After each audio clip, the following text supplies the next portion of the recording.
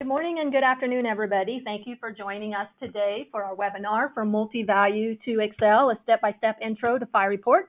We're very happy that you all were able to join us. First, some general housekeeping. All of you are muted upon entry. Please feel free to ask questions at any time throughout the webinar via the chat section of GoToWebinar. Our slide deck and recording will be available within 5 business days. We'll also be sending that out via email to everybody who registers. We will have a Q&A at the end of the webinar, and we'll answer as many questions as we can as time permits. If we don't get to you, we will answer you individually. Our presenters today are Mark Pick, founder and CEO of Pick Cloud Inc., and Pierre, owner of 3Phi Solutions. Both of our speakers have a lot of experience and are well known throughout the MultiValue community. Without further ado, I'm going to pass it over to Mark to begin. Mark? All right. Well, thank you, Gail. It's good to be here again on our monthly or bi-monthly webinar Wednesday. I'm excited today about this presentation because it's been a long time coming. I've worked with Pierre on and off for many years, and he's developed quite a product which has become very popular amongst Pick users, and I thought we would share that today. But more importantly, we've also made this product available, what we call a cloud version, and I'm going to talk a little bit about that later. But for those people are always looking for methods to pull data out of your Pick database, and this product is the product for you. And we've made it a very affordable. We always get this question: how can I pull my data out and present it in such a way? We keep forgetting that this database was built so long ago, and the foundation is so old that there wasn't a lot of nice tools built around it. So Pierre's developed a fabulous product, phiReport, using another great product, AccuTerm, to be able to do this. And we're going to take you through that and show you how you can build a spreadsheet, put it into a PDF, maybe even email that as well. So we'll get to that, but just, you guys know me, I've been doing this for 5 years now. It's all about the cloud for me, and as you can see, a lot of the products that we're selling today, we do it as a service, and that's one thing that we want to be able to show you today with phiReports, is how we can move this product as a service. So just like our database as a service, we can do phiReports as a service. So we'll talk about that later on. So, I'm not going to belabor too much onto this because we have a lot to show you in phiReport. So you know what I do. I'm all about getting your data in the cloud, getting that old on-prem server into a secure location, and we can do that. So what we don't do is I'm not in the hardware business anymore. So I try to preserve and rejuvenate as much as possible. And we've been able to do this with fabulous partners like Google.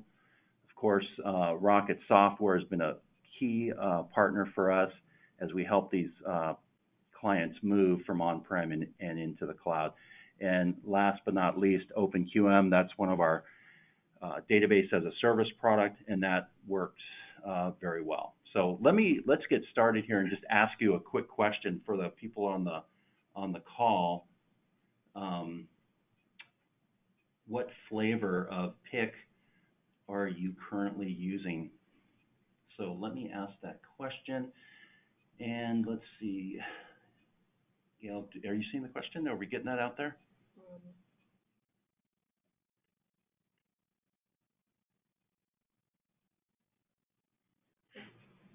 Okay, good. All right. It's kind of because we do have a couple questions that's come in earlier, and they were asking about what product this runs on, if it runs on your current version of Pick. So looks like you guys are answering those questions. So I'm going to go ahead and close the poll, and we'll show the results. So Gail's going to get those results up on the screen here. Just bear with us. Sorry about that. There's a lot of you out there today.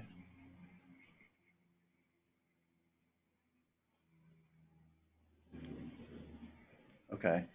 Oh, good. Okay. So a lot of D3 clients that are out there. Good. Okay. So in regards to reporting, some of you are already using some sort of reporting tool. I'm just curious to know if you all are using any type of reporting tool, because like I said, that comes up quite a bit. So let's take a quick poll and find out if anybody's actually using that's on the call today using anything like that.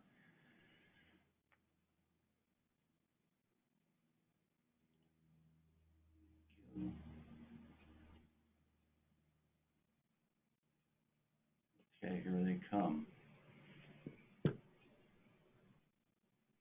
Just waiting just for a second here. Okay, I think we got enough here. All right. Oh, they're still coming in. A lot of people on the call here. So let's move on here. I'll just go ahead and close the poll. We'll share the results. And it looks like not a lot of you are using reporting tools. So this is good. You came to the right session today. So what I'm going to do now is turn it over to Pierre Trenefy, and we'll get him on the line. Pierre, it's good to see you. We haven't seen you in a while. You're back here in America, which is nice. I know you spent a lot of time in France. Welcome here, and we're really excited to see your product today. So why don't you take us through that? Right. Well, thanks, Gail and Mark, for having me here. It has been a long time since I stepped foot in the U.S. I've been out of the country for 7 years doing different things, and among those things is developing or productizing this phiReport that was actually started about 10 years ago as a customer requirement feature. So I don't have any slides. I don't think slides are very exciting, so I'm just going to go straight into the product. And there's a lot of things to see or to show, but time is limited, so I'm just going to show you the main features, and hopefully I'll be able to show all that in this session here. So first of all, here we're running on a D3 system on the cloud. The network is not particularly good because it's a Wi-Fi connection here. So hopefully it's not going to drop, okay? So the first thing you do once you've installed phiReport is once you're in TCL, oh, I gotta share my screen. Hold on.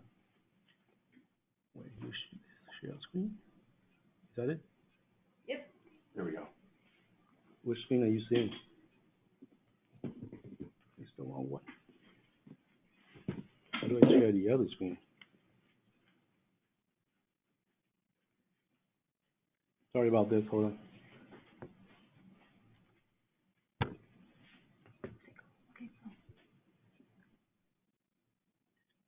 This one? Oh. Modern 2, there you go. Good, okay. So what we're looking at here is just a standard AccuTerm 7.3 that just came out. With AccuTerm 7.3, you have a new button up here, which allows you to start the phiReport menu. Okay. If you don't have 7.3, you can still run it directly from TCL with a PR command.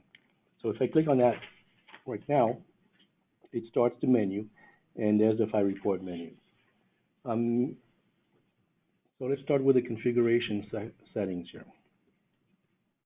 In the config section, you have the ability to configure how phiReports run in general, but you can also configure your email settings. With phiReport, you can create reports, Excel sheets, PDFs, or whatever, and email them.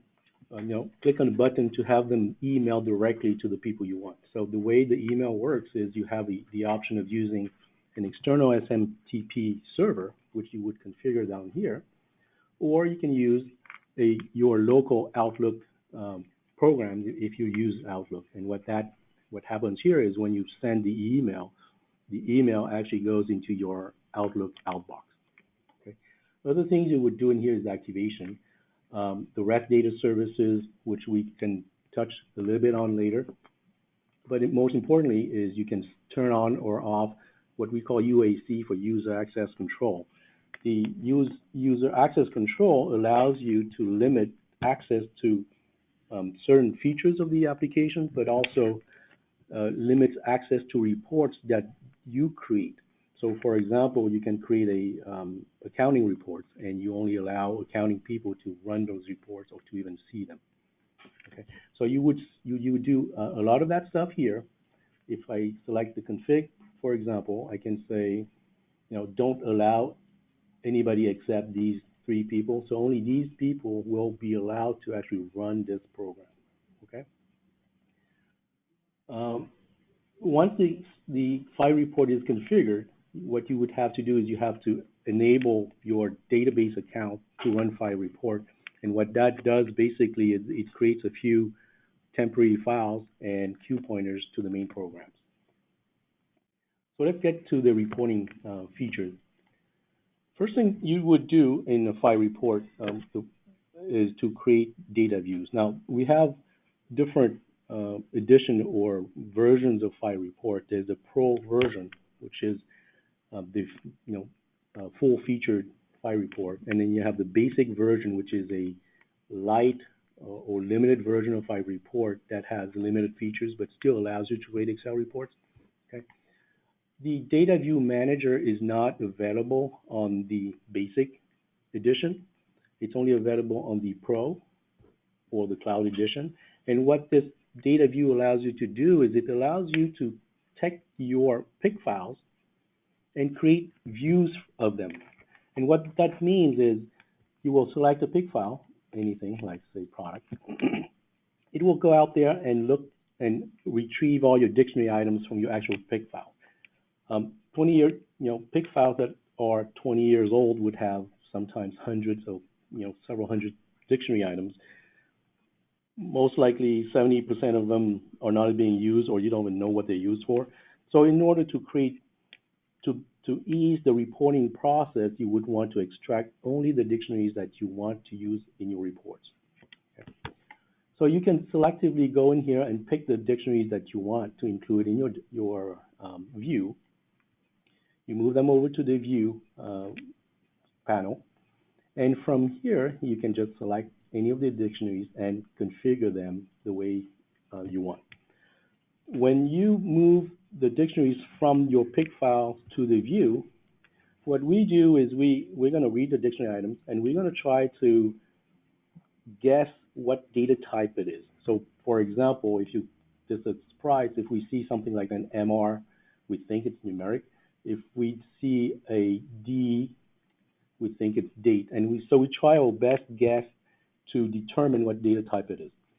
It's not 100%. It's probably 80%, but once it's moved over to the view, you can go in there and change to whatever you need it to be. Okay. We support A and S dictionary types for D3 and JBase, but we also support I types and D type dictionaries if you use QM, Universe, and Unidata. And that is depending on the database server you're on. So for example, if I'm running Universe or QM, the type here would be A, S, D, and I, so it knows what platform you're running on. Okay. So once you've configured your basic information for the dictionary, you have over here on the right-hand side, you have the merge header and data. What you do here is you would configure, or you would set how Excel will display the data for this this dictionary. So you can change the header type. You select the font, select the size of the font, make it bold, underline, change the color, whatever you need for the header of the column. And you can do the same thing for the data in the Excel worksheet. The next thing you would do is you can see at the bottom here on the sheet control, this is where you would add or modify the basic or standard behavior of Excel. Now, when you create an Excel sheet and you do things like total and by exploding and stuff like that, some data don't get repeated the way you want, kind of like a detail suppress we would do in PIC. You may want to not repeat certain data. if you normalize data, you know how everything gets repeated. You may not want to do that. So these options over here will allow you to control how certain things work once it's in Excel. The interesting piece here is the formula. The formula allows you to create Excel formulas. So if I pick an existing view, for example, this view here, I have a dictionary item called total with formula. Now, this dictionary item does not exist in PIC because PIC doesn't know what to do with an Excel formula. So you can create new dictionary items in your view that has nothing to do with your actual dictionaries. They are only used for Excel reporting. Okay. So in here in this total with formula column definition, what we have is an Excel formula where we say the quantity, the value of this cell is going to be the quantity times the cell's unit price. Quantity, QTY, is the name of a dictionary item, a column that we can see over here, times another dictionary item. So we enclose them in curly braces to indicate that this is a dictionary item, and when it gets translated into Excel, it becomes a cell reference, so something like E15 or whatever. The reason we do this is because at this point we don't know where this data is going to end up on the Excel sheet. So we just do a dictionary reference. These formulas are standard Excel formulas, and they can be as complex as you want. For example, here on this urgent yes, no, I have a dictionary item that returns 0 or 1 based on the data. And 0 or 1 doesn't mean anything in the Excel, in the report. So I want to say if it's 0, say no, or print no, and if it's not 0, print yes. So I'm going to enter a standard Excel formula, except that the urgent dictionary is enclosed in braces so that when I generate the Excel sheet, it knows that urgent is going to be a cell reference. Once you've done all that, now we also have, we support MultiValue here, as you can see, MultiValue groups, and you can select all your dictionary, right-click on it, and we automatically try to detect fields that have MultiValue. The way this works is we do a sampling of 500 items, and within those 500 items, we look for value marks, and if it doesn't find anything, it will ask you, do you want to look at the next 500 if you have that, more than 500 items. So if you ever run that, I've got 11 fields that have multi-value. Do you want to continue? Okay. And by doing that, it automatically marks those columns as multi-value. And to have a better view of what that looks like, you can go on the tree view, and it shows you your association name and all the dictionaries that are associated together. Okay. So once your views are created, you're ready to create your first report, and that's done through the builder.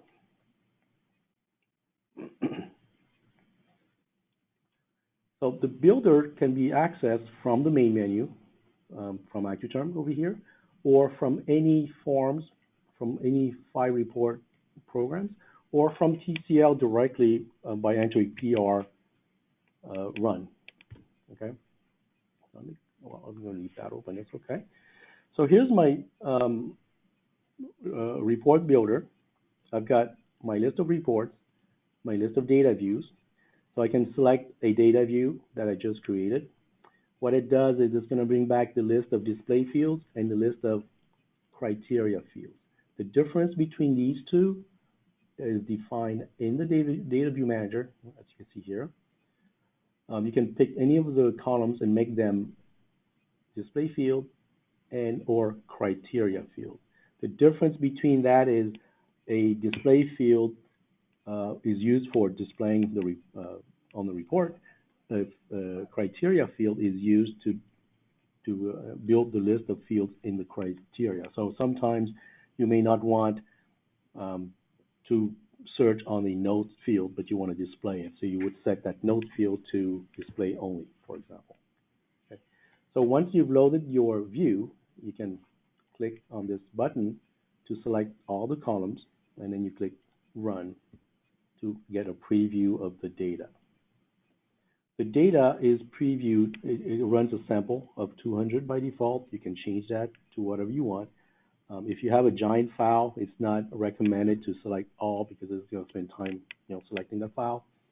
But it will return how many records it found, and it has enough data for you to decide if the data is interesting or interesting enough to belong on the report. You can resize each of these columns. Every time you resize the columns, that becomes the size that's going to be in Excel, and it saves the column size automatically to the data view. You can reorder these columns to any order you want, and the way you do that is you go to the display field list and you put in an ordinal number. So the lower number goes to the left, higher number goes to the right. It doesn't have to be continuous, like 1, 2, 3. I recommend doing like 10, 20, 30. And the reason for that is if you want to insert something between 10 and 20, you just put 15. But if you put 1, 2, 3, inserting between 1 and 2, you're going to have to rename everything. So for example, if I want to start with organization ID and like this, I can click Preview, and you see that the display has been reordered. If you don't want to show something, you just uncheck it and then Preview. Resize. Okay. You can also do the same thing for sorting. So the principle is the same. You put an order number from any number you want. So from 1 to N, where 1 would be the first sort by clause. If you want to do a by descending, you would put a negative number. So for example, if I want to sort by last name, okay. All right. It's the last name. Okay. And position, 20. And you see that it's sorted the position within the last name. And if I want to do a by descending position, I can just do this. And now the position is by descending. To look at what is actually running on the pick side, you click on the raw data and you see the statement right here. And you can just click on this button to see what it really looks in pick. Or you can you copy that and you open a Telnet session somewhere, paste, and there's your report. Okay, term type's different, but that's what happens here. Okay, you can change the statement in here as well for testing, but that's not going to change your report. So once you've got your output settings, you can select you can filter on the list. So if I'm looking for position equals to CEOs, I can just do that, and I only get the CEOs. Okay. The criteria here is there's a drop list. I've just entered a hard-coded criteria. You can program a criteria.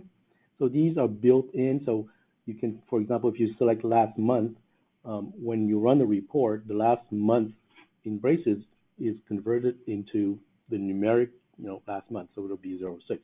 You can create your own predefined criteria through a basic program, and you write your own basic program. And so we have guidelines as to how you write those basic programs to return the correct value. Okay.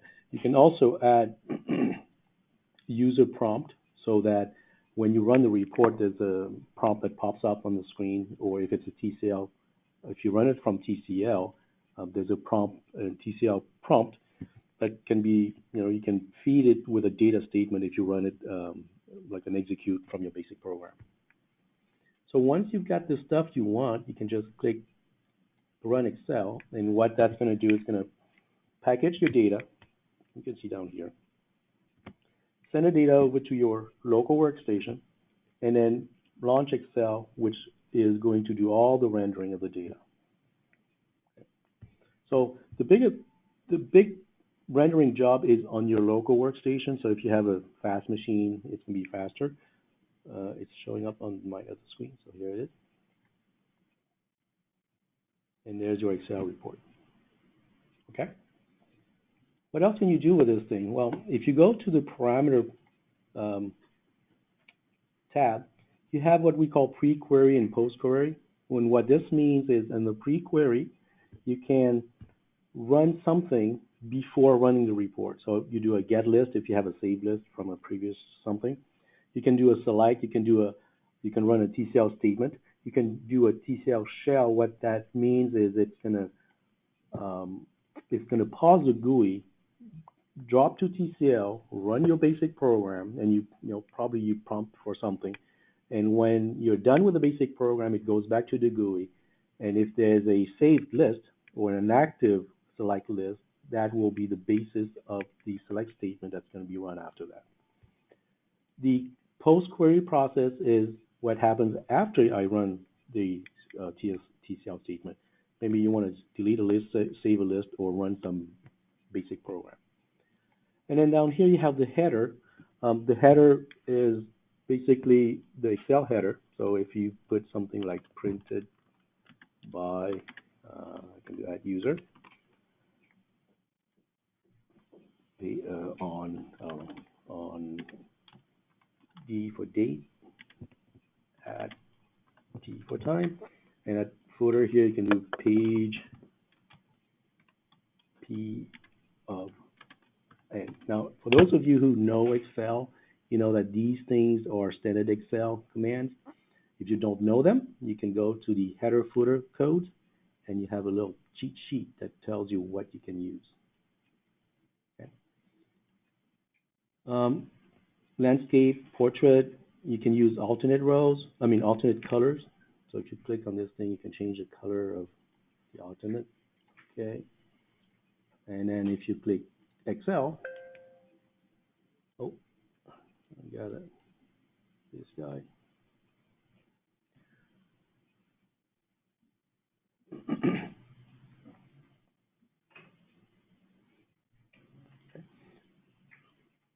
So what we're going to see here, let me close this Excel here, is the alternate color is not green anymore. It's going to be this funny looking color, and it's going to be landscape, and we're going to have some header and footer. And Excel keeps on popping up on the screen. Oops. Yeah. So there's a report. If we go to the view, page layout, I guess. Yep. You see printed, printed by PT. PT is the username of that's logged on. You see the date, time, and page 1 of 9. And you'll also see that it's now in landscape mode. Okay. Right. So once you've got your report, you can save it. Let's call it my report.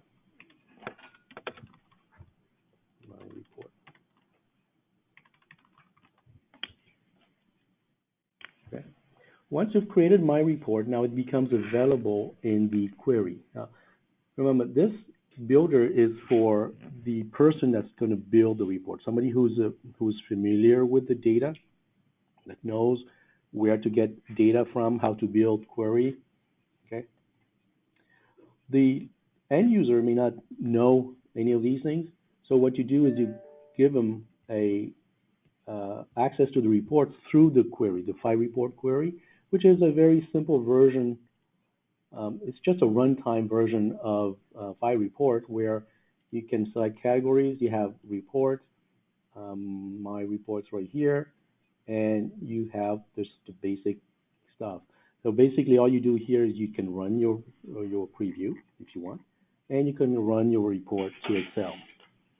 And when you click on Excel, you have a little different settings here, where the default settings that you've set up in your report or checked here. You see landscape in the alternate color.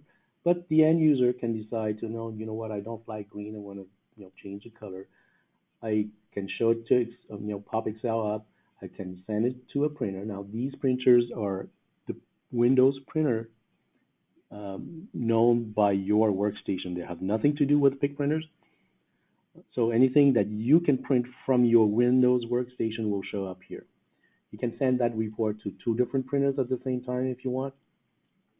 You can save the report. If you save the report, you have the option here to save, to select a save format. So these are the formats that we currently support. So for example, if you select PDF, it's going to save it on my desktop, and I can do a preview if I want. If I check email, I can enter the email to CC, BCC, subject, body. And what that's going to do is it's going to create the PDF, generate your email, and add that PDF as an attachment to the email, and then send the email. So we're not going to do that, but I want to see Excel, I want to save to PDF, and I want to see the preview. So we can just click Build Report, and it's going to do all that in one swoop. This is the end user interface. You can also do this directly from the builder if you want to, but once you save it in the builder, it becomes the default setting for that report. You don't see my other screen, but there it is. Oops, we completed. So let me drag the stuff over.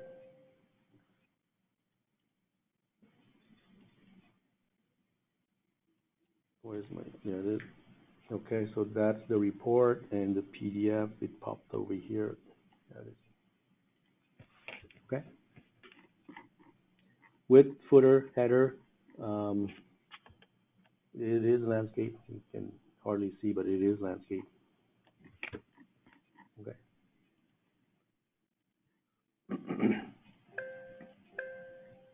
Don't save. Let's close it. Okay. We haven't touched much on security, so let's take a quick look at how we're doing on time. We're good. Okay, on security, what you can do in here is if UAC is turned on, this thing here, if it's turned on, the security tab becomes visible. If it's turned off, it's not visible. The security feature is not available in the basic edition of phiReport, so you have to get the Pro or the Cloud. What this allows you to do is for each report that you create, you can assign rights to the users you want. So by default, we allow everybody to have access, execute privileges, update, and delete. But you can deny all and then selectively pick a few of these guys. And then if you say allow all here, you allow everybody with execute privilege to modify your report and delete, or you can select like that. And what that's going to do is these 4 people that I've selected will be able to execute, update, but only these 2 guys are allowed to delete. Everybody else will not see the report, so they don't even know it exists because it's not going to be shown on the list of available reports. We've talked about the categories earlier.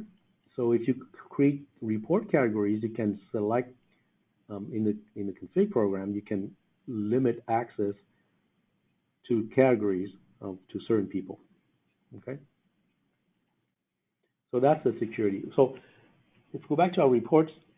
Once we've defined your report, and I'm not gonna do the security stuff because okay, I'm gonna save that, and I'm gonna go to TCL. So once you've got your report, another way of running a report is through a RPT run program.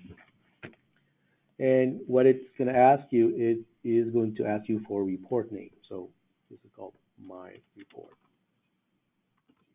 Oops, my report.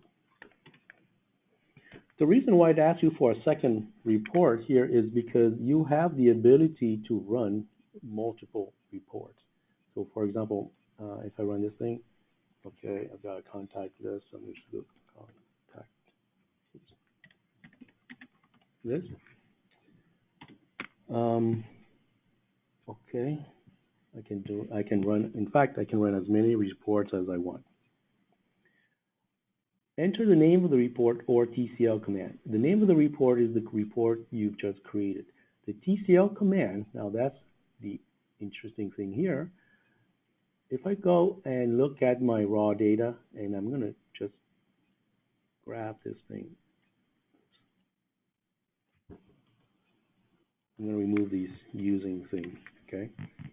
I'm going to change that to a C, for example. I'm going to run, see what it looks like. Okay. Let's say first name, last name. I don't care about the first name. Let's see. Okay.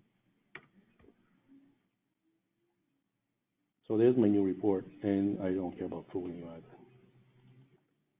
Okay. This is just to make it look different from the other one. So what I can do is I can go, I copy that, and if I had another session, which I do here, I can paste that command, and you see it's just a standard sort statement. What I can do is I can take that sort statement and paste it in here as one of the report, and I can put another one if I want. Press enter. And what this is going to do is going to generate all those reports, and it's going to create one Excel workbook with 3 sheets or 3 worksheets.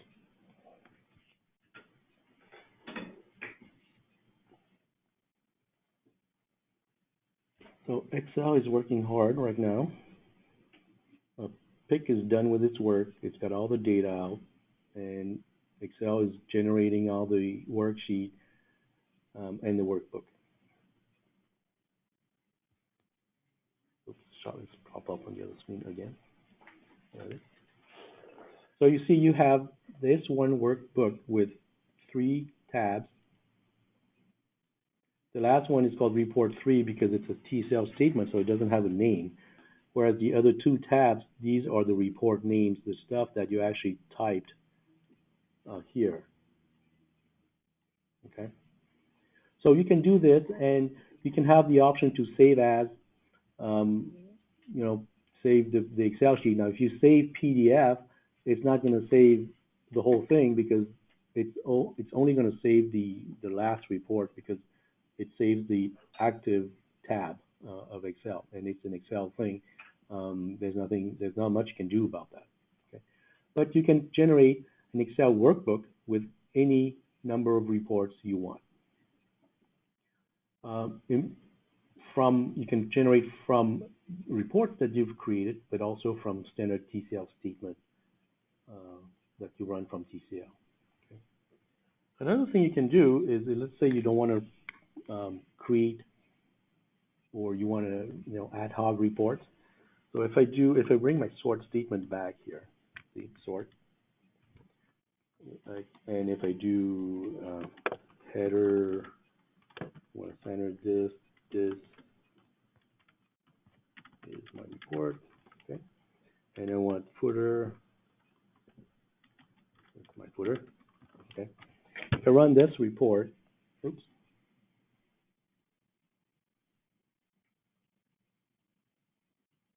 oh, I guess it's footing here on D3.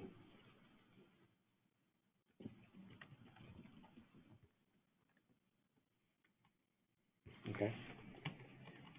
So you have the header up here and the footer.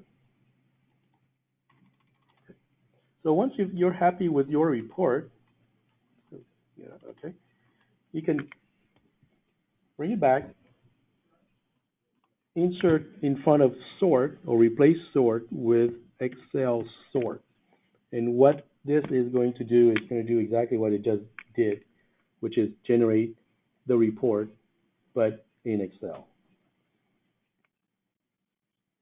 And using the Excel sort verb, and there's also an Excel list verb, allows you to create, Excel sheet, Excel workbook without having to build or prepare the data views ahead of time. And that's the report that we just built through the Excel sort verb.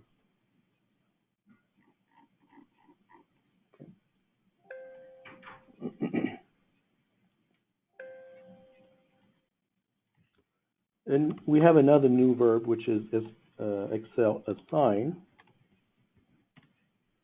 which works the same way as the SP assign, except that it's for Excel, the Excel sort and Excel list verb. And what this does is, instead of listing the printers, it's listing the Windows printer that your workstation knows about. So the star denotes the Windows system default printer, and the hash or the pound denotes the current user's active printer. So you can do something like an Excel assign F2 for Primo, okay?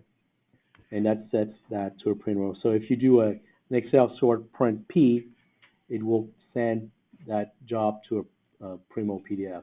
But if all you want to do is PDF, what you can do, there's an easy old way of doing that is an Excel sort by itself. You have this little help.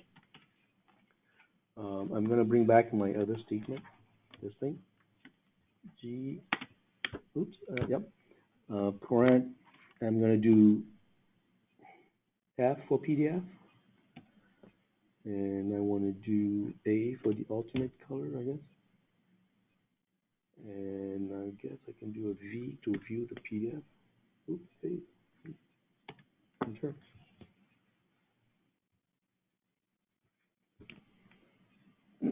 So because I've asked it to prompt for file name, send output to PDF, prompt for file name. If I use X, don't prompt for file name, I would actually put X in the file name. So desktop's fine, contact, why not? Save.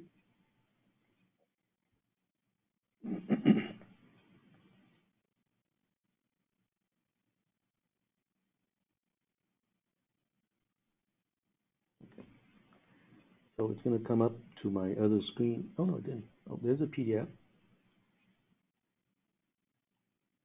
The PDF shows up because I've asked it to do so with the V option to preview the PDF. You notice that the header is here and the footer as well. The header is standard because I've said that I want it a standard. We support all the codes. I don't know all of them. I don't remember all of them, but there's ways to put the date, the user, the time, and stuff like that on the header and the footer or footing commands here. We convert all that stuff into the Excel equivalent of it. Okay.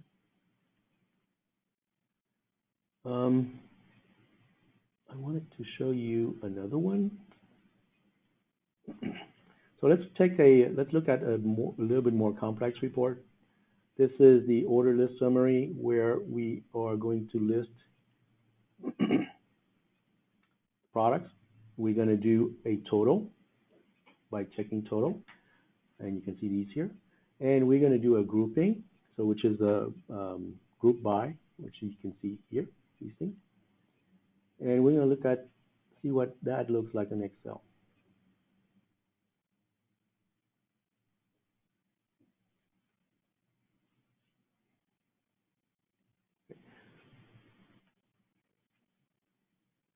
So this is going to, it's a little bit more, it's got a little bit more data, it's got a lot of multi-value stuff.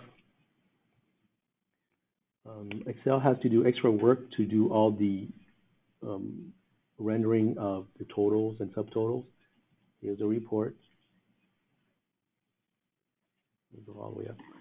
You see that there's the total line, and the total line is an Excel subtotal. It's not data, it's a formula. Same here, okay? You notice here, this is the merge header, which we looked at over here somewhere. Where did it go?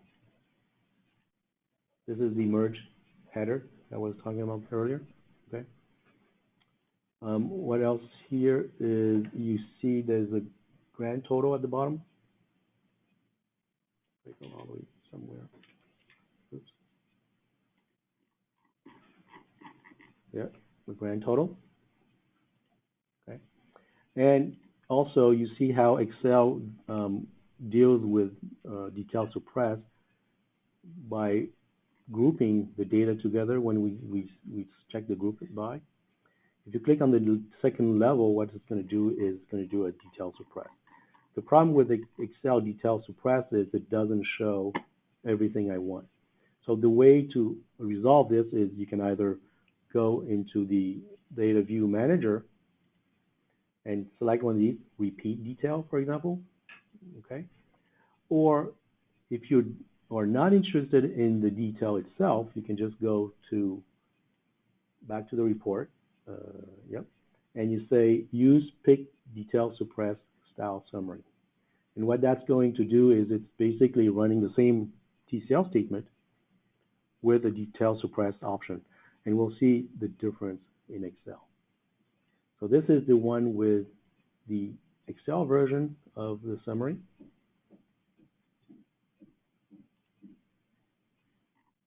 Go to the bottom here.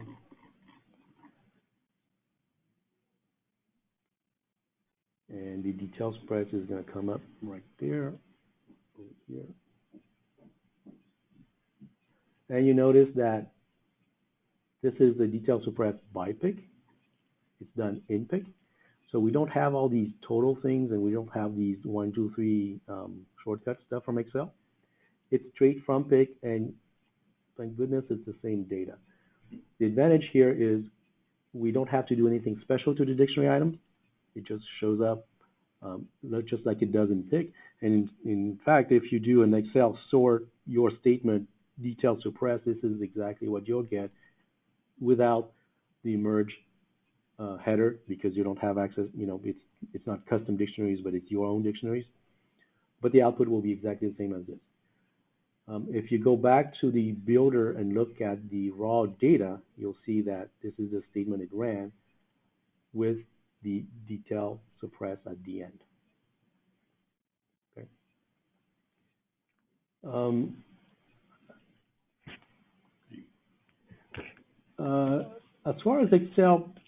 As far as generating Excel worksheet is done,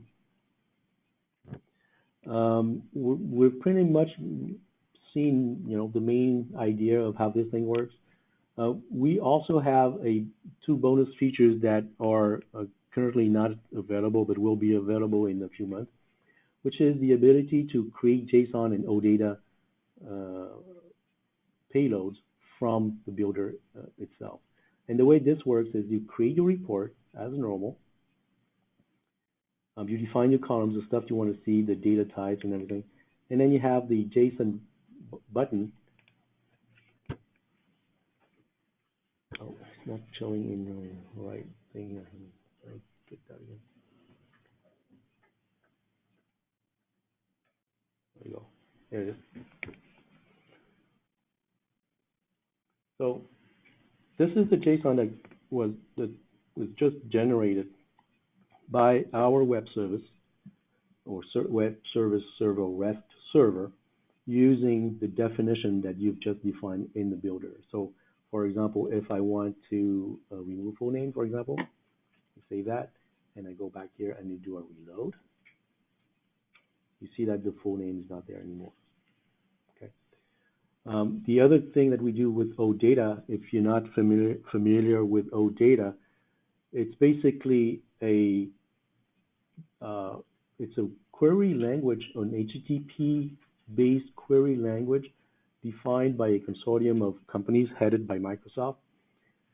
And what that does is it allows you to define or to do queries against any types of databases using a common query language through HTTP. And what you get back is a JSON payload. And this is what it looks like. So we have, for example, a metadata definition, which is an XML document. And what this does is it defines all your reports that you see in this list here. Okay. It defines all the multi-value structures that you may have in your reports.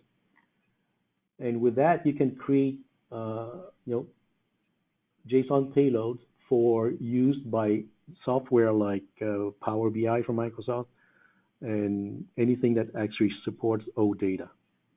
Okay. So this is in preview mode, in pre-beta, I guess. Should be available in a few months, and if you're interested, let us know, and we can talk more about that. And I think that's it for me here. All right, Gail. Well, great. Gail, you put that back to me. Mm-hmm. All right, Pierre. Thank you so much for that. That was very informative. So much information there. We did get a lot of questions, so I want to get to those as well. Okay, hang on.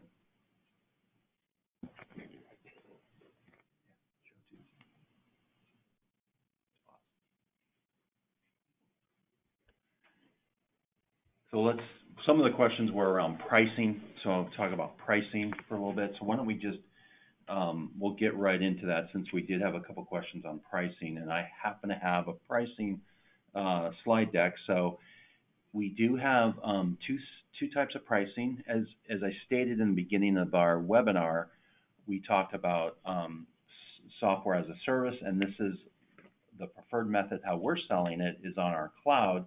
So if you are in our cloud, you can get phiReports for a monthly fee, which includes all the support updates and all that kind of good stuff. So we start as low as $29, $59, and work our way up to $89. So if you still need the product for on-prem, which a lot of you have asked about as well, the pricing for that is as you see on the screen there, which is $34.95 for the on-prem server, and then the annual maintenance, which is listed up there. Now, if you need to add, it comes with the 20 users. And Pierre, if I'm saying something wrong, you just butt in. So if you need a 10-user pack, that's $750, and then of course, or that's 20 users, right, for the $750? I think it is. No, 10. 10, okay. And then if you need 10 more, you can just add them at $140. So now to make things clear, I did have a couple questions. What are some of the differences?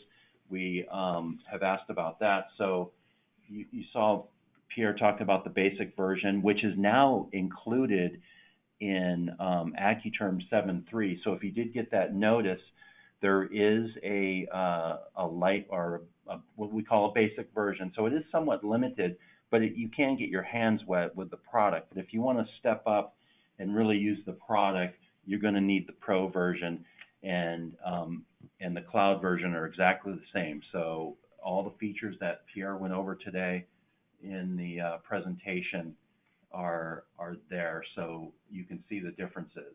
So you got the teaser version in 7.3, or the on-prem or the cloud version. The on-prem and the cloud version are the same, and you saw the pricing. So just one more time on the pricing, which is right there. So cloud pricing, because I saw another question come in.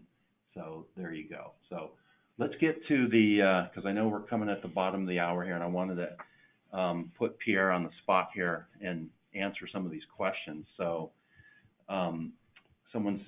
I don't have the name of the person that sent these in, but this all looks great, Pierre, but what is the learning curve, and is there any training to help us get started?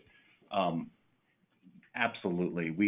That's one of the things that I talked to Pierre about, was offering some sort of training. So if you are that person, which a lot of us are, we do need some sort of training, and we can offer those training sessions. I would recommend, maybe if you really wanted to get in depth, to do an 8-hour session, and maybe do 2 or 3 hours at a time, and use up that. And I'll get back to you on how that would work. But yeah, we can offer the training. So another question came in.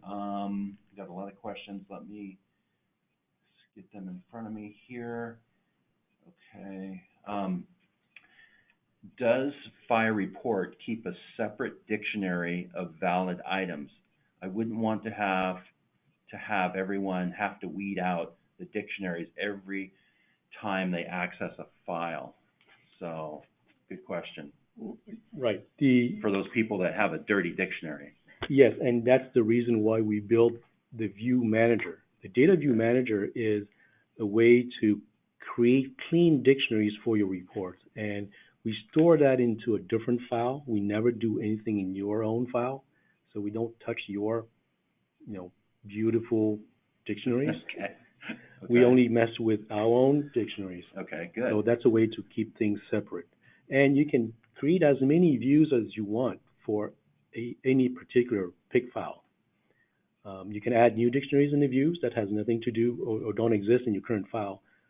And you can create, import existing one and modify them as well. So, well, let me ask you this. So if I'm accessing this from on my cloud server and I get into it and I go, oh, you know what, I'm going to create a new dictionary item because I need this for this report. Will that get written back to the server then? We always store everything in the work account. Okay. We do not. We store in your data account, but in our own file. Okay. So when you Okay, create good. a new dictionary, it gets saved on the server, but it doesn't get saved in your dictionary file. Okay. All right, good. And we don't import or we don't export back, because if you add, like, the Excel specific things, Right. it's not going to mean anything in PIC. Now, this is only for the Pro and Cloud version. If you run the basic version, there's no data views, which means that all the reports that you run will use your existing dictionaries. Okay. All right, well, good. Another question came in. I think we answered this one. If I don't have a cloud server, can I still use phiReport for my in-house PIC server? If so, what are the costs? Yes, you saw that. I showed you the cloud pricing and the on-prem pricing. I want to make a correction on your pricing there. You have the 10. Yes. The second set at 140. Yes. Actually, it's not. Okay. What is it? It's 750. Oh, okay. It's 750 per 10 user pack. Every time you have an additional 10 user. If you have more than 100, then the pricing is different. Oh, okay. All right. I will correct that. I apologize for doing that. Easy one here, Pierre. If I don't have AccuTerm, can I still use phiReport? No. No, you cannot. Likewise, if you don't have Excel, you can't use exactly. phiReport. So yeah, this product is bound to AccuTerm. It's not bound to AccuTerm 7.3. It runs on AccuTerm 7.0. Here's another question that came in. Does this support OpenOffice as well as Microsoft Excel? Very good question. OpenOffice can work with JSON payloads.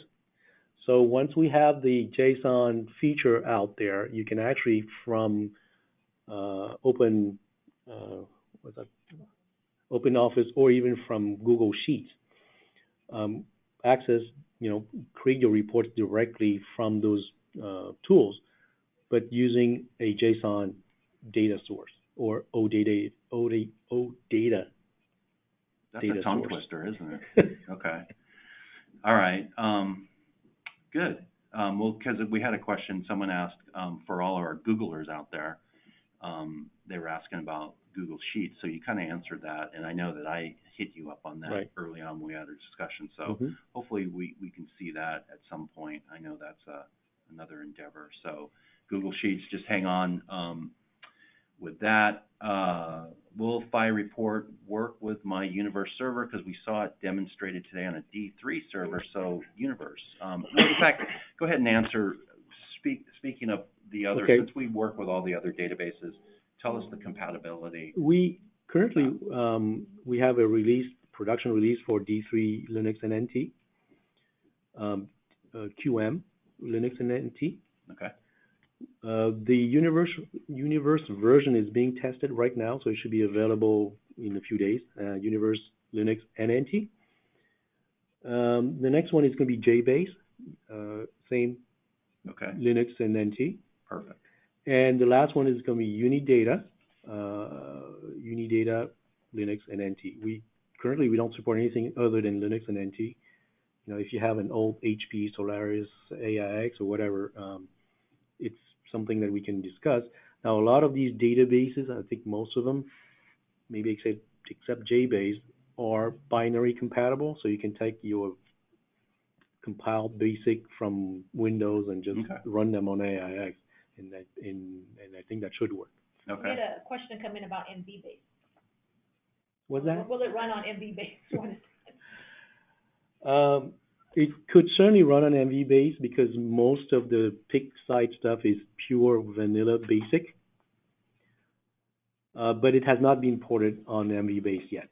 Okay. All If right. it So, makes sense, yeah. it's certainly something we can do. all right. Okay, a couple more questions. I know we're kind of we're getting at the bottom of the hour here, so I'm going to go quickly. Can you define a standard default font style for Excel headers and data formatting? You can. That's an Excel thing. Right, exactly. Okay. All right. I hope that answered that question. And I guess it's once you get into the product, you start to see what you can do. What happens if Office is not installed on the workstation? I think we're going to have some problems there, aren't we? Yes, you would have a problem. You need, in order to use the fonts, you need Word, because when we're getting the list of fonts from Microsoft Word, only because Excel won't let us do that. Go figure why. And then you need Excel to obviously generate Excel reports. Okay. Okay, there's a couple more questions, and I promise I will get back to you, but I want to answer one more question. You said you have to provision an account which builds pointers to the target account. How do you handle cases when you have multiple accounts with identical file name? Does that not cause a conflict in the file naming? Well, you run your reports from your data account. Okay, so from that one data account, you can't have two files with the same name. So, so if you need to run reports against the same file name in different accounts, you would run them in your different accounts. Okay. So there shouldn't be any conflict because you don't run reports from a report account. It's from your data account. Okay. All right. You can also create your own report account and have two pointers to your actual files in some other accounts. Okay. All right. I'm going to take one more question, even though there's more. And I know, can you use this tool to mine data and store on your local server computer to use with other tools like native, Excel, etc.? Can you use this tool to mine data and store on your local computer to use other tools like native Excel? We are building native Excel files. Okay. There are XLSX files if you run a recent Excel version. If it's an older, like I think we run all the way up to 2003, which are XLS files. If you select the Save As option, we can also save as TXT or CSV. Okay. And those things get stored on your local machine, not on the server. Okay. Or on any network drives that your machine knows about. So yes, then you can do whatever you want with them. Okay. Well, I'm going to wrap this up now. I keep saying that, and I know we got to go. And people want to try this, and you know, if you already know PickCloud, we do offer MultiValue servers in the cloud, and we do offer that for free. And we can also get phiReport on there at no charge as well to do the evaluation. So if you want to take a look at it, we can set that up for you. So, but I want to thank everybody. We had a lot of people on the call today. We still have a few more questions, and we'll email those back to you regarding the email. And we are giving away a Google Home Mini. That's what we do on Webinar Wednesday. So for those who attended, you will be randomly pulled out of that hat in the next 24 hours, and you'll get contacted, and we'll deliver that to you. So again, I want to thank Pierre for coming in today. It's a pleasure to see you. I know we haven't seen each other for a long time. Pleasure to be here. And it's great with all these amazing products that are still available for MultiValue. And we'll look forward to catching you all on our next webinar. So I want to thank you again, and you all have a nice day. Thank you very much. Bye-bye, everyone. Bye. Thanks.